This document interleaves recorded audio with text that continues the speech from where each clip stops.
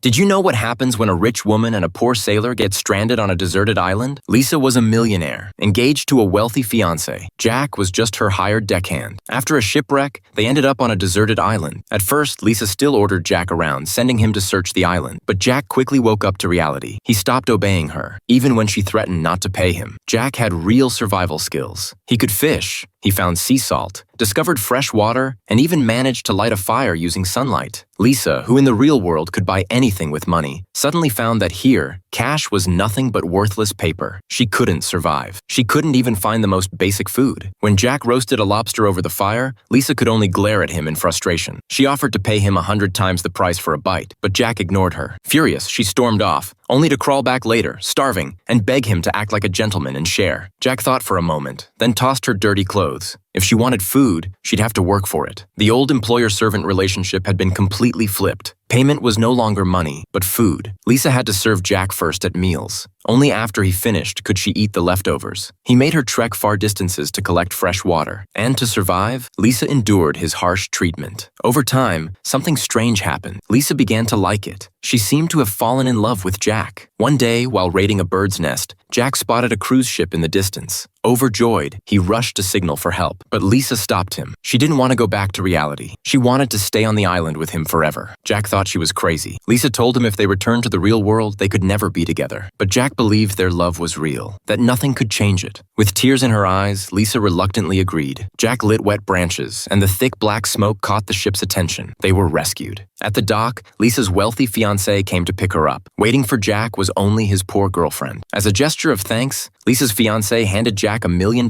check and took Lisa away. But then Jack had a wild idea. He went straight to a jewelry store, spent every cent on a diamond ring, and called Lisa, begging her to return with him to the island that had once belonged only to the two of them. Lisa, pressured and conflicted, reluctantly agreed. But Jack waited, and she never showed. Instead, a boy selling flowers handed him a letter. The moment Jack read it, he bolted toward the pier like a madman. By then, Lisa was already on a helicopter, flying away from the city and from Jack. He could only scream after it in heartbreak. So here's the question. In love, would you choose the reality we live in, or the dream of what it could be?